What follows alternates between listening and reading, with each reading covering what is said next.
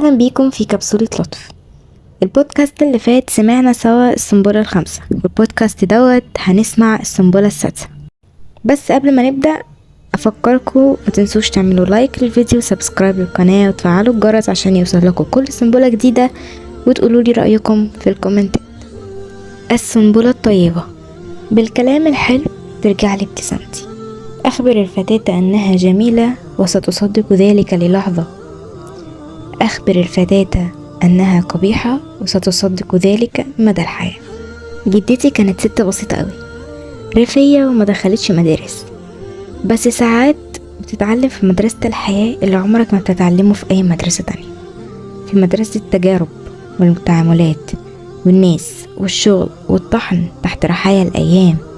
اللي ما أخدش القرار ونزل بحر الدنيا هيفضل مهما اتعلم ساذج. جدتي اللي كانت بتصحى على إذاعة القرآن الكريم وما تعرفش غير المسلسل العربي اللي كان بيجي الساعة 7:15، اللي كانت لما الساعة تبقى 9 تنزل تنام وتقول لي النوم أصلح من كل حاجة إلا الصلاة. الحياة ما قبل التليفونات والرسائل. لما عمي سافر السعودية قعدنا كلنا نسمع أخباره في شريط مبعوث مع حد راجع من هناك، كان ده الفويس نوت الوحيد أيامها. وعمري ما هنسى لما أغنية يا ترى بتاعت بهاء سلطان اللي نزلت كانت مكسرة الدنيا، وأول ما جدتي سمعتها افتكرت عمي وقعدت تعيط. الحياة كانت أبسط وأطعم وأدفى، واختراع الأبورة تقدروا تقولوا عليه وفلز الغلابة، عجينة بتبقى أدخن من العيش العادي، بتتحط في الفرن وبتبقى بحجم كف الإيد أو أكبر شوية، وتطلع وتتفتح ويتحط فيها سمنة وسكر. بعض البلاد كانت بتقول عليها حنينة، مش عارف ليه، بس يمكن عشان بتتعمل بحب.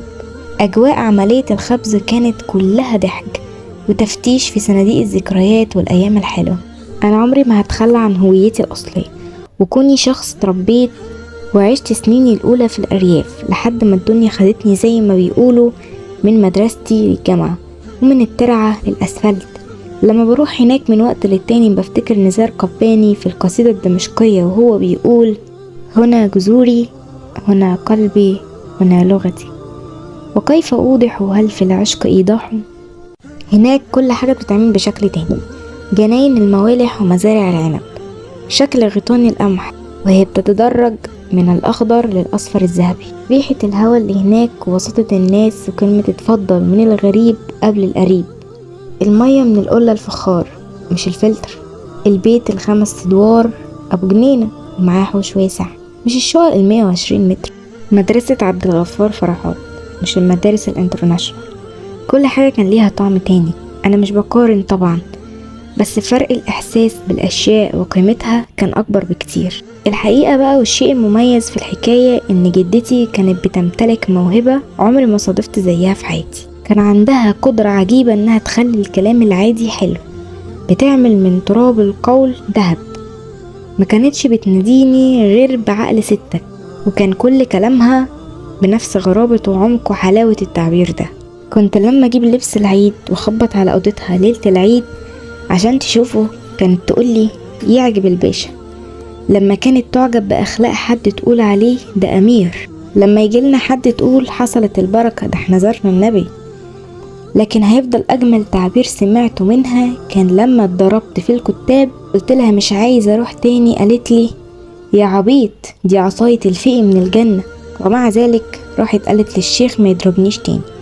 بس كان عندها القدرة انها تحلي اي حاجة في عيني وتحسسني بثقتي في نفسي وتخليني احب شكلي واتصالح مع كل الحاجات اللي ما كنتش ببقى راضي عنها، لدرجة ان لما عدت سنة في الكلية اختي قالت لها تيتا محمد سقط، قالت لها خرسي اوعي تقولي كده على اخوكي.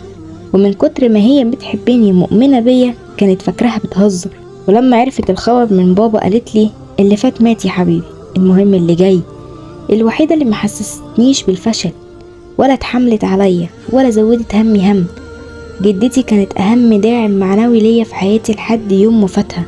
انا ابن الكلمة، كل كلمة بتتقال بتفرق معايا، كل كلمة حلوة بتديني امل وبتحسسني بنفسي وبتنور لي طريقي، انما اي كلمة فيها طاقة سلبية بحس انها بتطفي فيا حاجة وتنقص مني حتة. اول ما ابتديت اشتغل زمان اشتريت ساعة، حد قال لي وريني الساعة دي كده، وريتها له ضحك عليا وقال لي دي من اللي بتطلع في البخت ولا ايه. بعد ما كانت الساعة عجباني مقتنع بيها رميتها في الدرج وملبستهاش تاني. وقتها كنت لسه مش فاهم ان طالما الحاجة حلوة في عينيا مش مهم تعجب حد. زمان واحد صاحبي كان بيحب واحدة قوي وهيتقدم لها خلاص، وحد من صحابنا شاف صورتهم سوا قال له مامتك دي، وهو ما كانش يعرف طبعا، ما كانش يقصد يجرح مشاعره، وكلنا خدنا الموضوع بهزار وقتها وضحكنا. بس هو اعترف لي بعد كده بكام سنة انه سابها بسبب الموقف ده، وانه ندمان دلوقتي جدا وبيتمنى يرجع لها، بس للأسف ما عادش ينفع. الدنيا مليانة مواقف زي دي، وناس غيرت شكلها عشان كلمة، وناس خست 120 كيلو عشان كلمة، وناس يكاد يكون سر طموحهم وانهم مكفيين على احلامهم والجري وراها عشان كلمة. معظم الصدمات بتبقى عبارة عن كلمة سمعتها من حد ما كنتش تتوقع ابدا انه يقولها، والاهم من الكلمة توقيتها. يعني ما ينفعش تروح تعتذر بعد ما يكون خلاص اعتذارك مش فارق، هيبقى زيك زي اللي عاش طول عمره في خلافات مع واحد وبعد ما مات قال ده انا بحبه والله. الكلام اللي بيتقال بعد ما اوانه يفوت ده بيوجع اكتر، عشان بتبقى خلاص صلاحيته انتهت، ما بتاخدش منه غير انه بيفتح في صفحات قديمة انت مصدقت تقفلها. الكلام الحلو اكتر حاجة بتعمله معنى انه عبارة عن لغة خاصة جدا بين طرفي العلاقة. يعني مثلا سارة بنت توني ستارك صاحب شخصية ايرون مان كانت بتقوله اثناء ما هو بيحطها في السرير عشان تنام خلال احداث اخر فيلم من سلسلة افلام The Avengers I love you 3000. الجملة كانت مليانة بالبراءة والتعبير المستخدم نفسه عشان طالع من طفلة، ادى الجملة بعد انساني عميق جدا، لدرجة الجملة دي لفت العالم وخلت المهتمين بمتابعة عالم مارفل يدوروا على السر اللي ورا الجملة دي، لحد ما عملوا احصائية عن مجموع عدد دقايق السلسلة كلها، فكان عددها 2868.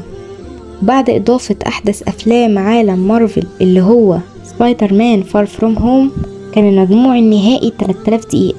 معظمهم قال ان استخدام الرقم ده كان مقصود، خصوصا ان مستخدمين النوعية دي من الافلام بيهتموا دايما بأدق التفاصيل. ومن اللفتات الإنسانية العظيمة جدا في اليابان والصين ودول شرق آسيا زي تايوان وكوريا وسنغافورة إنك مستحيل تلاقي رقم 4 مكتوب على باب أي أوضة في أي أوتيل أو مستشفى، وده لأن نطق رقم 4 مشابه لدرجة التطابق لنطق كلمة شاي واللي معناها موت، وبيعتبروا إن ده نذير شؤم، بيتجنبوا استخدام الكلمة دي تماما.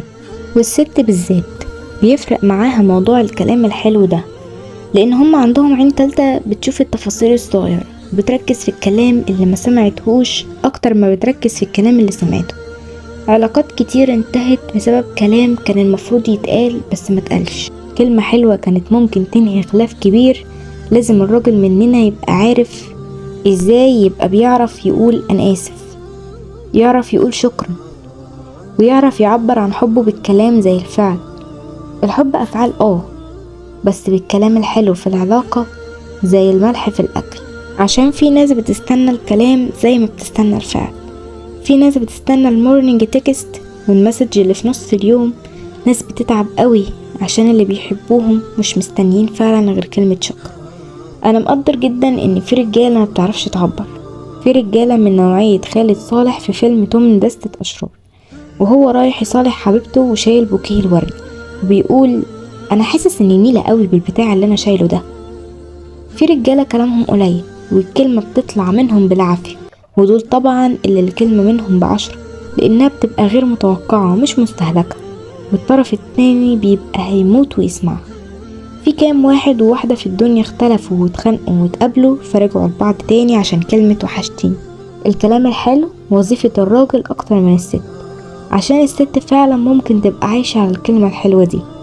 خلينا نفتكر تاني عبلة كامل وهي بتلخص كل احتياجات الست في جملة واحدة من فيلم هستيريا: انا ممكن لا اكل ولا اشرب ولا انام بس الراجل اللي بحبه ويحبني يقول لي سلامة رجلك من الوقفة يا وداد. ووردة في اغنية اشتروني كأنها بتقول اشتروا خاطري، اعرفوا قيمتي، حسوا قد ايه انا بحبكم بس زعلانة، كانت في اول الاغنية بتقول واسألوني وديتي فين الابتسامة، ورجعت في اخرها وقالت بالكلام الحلو ترجع لي ابتسامتي. مفيش في الدنيا حاجة ممكن ترسم الابتسامة على وش حد قد الكلمة الحلوة، زي ما ربنا سبحانه وتعالى قال في سورة إبراهيم: ألم تر كيف ضرب الله مثلا كلمة طيبة كشجرة طيبة أصلها ثابت وفرعها في السماء تؤتي أكلها كل حين بإذن الله ويضرب الله الأمثال للناس لعلهم يتذكرون. ومثل كلمة خبيثة كشجرة خبيثة اجتثت من فوق الأرض ما لها من قرار يثبت الله الذين آمنوا بالقول الثابت في الحياة الدنيا وفي الآخرة ويضل الله الظالمين ويفعل الله ما يشاء. قد ايه ممكن كلمة واحدة بتتقال تغير مسار حياة حد او تسيب اثر جواه ما يروحش مهما عدت عليه الايام. كلنا عندنا الناس اللي بتجرح فينا بكلامها وبتقلل من كل اللي بنعمله، مهما عملنا برضو مش هنعجب ومش هيشوفوا فينا غير الوحش، عشان دول ناس عايشين يحاربونا نفسيا وخلاص. دول اخطر من المنافقين والكذابين، محبطين ممكن يقفلوا اليوم والحياة كلها. لو صدفت الايام وقابلت حد منهم يطردوا فورا من حياتك ونهائيا. اوعى تسيبه في تفكيرك او في ايامك دقيقة واحدة، ولو مضطر تتعامل معاه فاعتبره بيخرف. تعامل معاه على انه مش موجود، هو بيتغذى على انعدام ثقتك في نفسك، تصديقك لكلامه. انما طول ما انت مش مصدقه وبتاخد كلامه للزبالة مباشرة فهو عمره ما هينتصر عليك ابدا. زمان كانوا بيكتبوا لنا في كراسات الخط العربي حكم وامثال عربية، كنت وما زلت وهفضل فاكر مثل منهم بيقول: الكلمة التي لم تنطق بها فأنت تملكها، فإذا نطقتها فهي تملكك. يكفي ان النبي عليه الصلاة والسلام قال: الكلمة الطيبة صدقة. كده هنكون سمعنا سوا السنبلة السادسة. بعتذر عن اي اخطاء موجودة في البودكاست، وطبعا ما تنسوش تعملوا لايك للفيديو وسبسكرايب للقناة وتفعلوا الجرس وتقولولي رأيكم واقتراحاتكم في الكومنتات، واستنوني في السنبلة السابعة.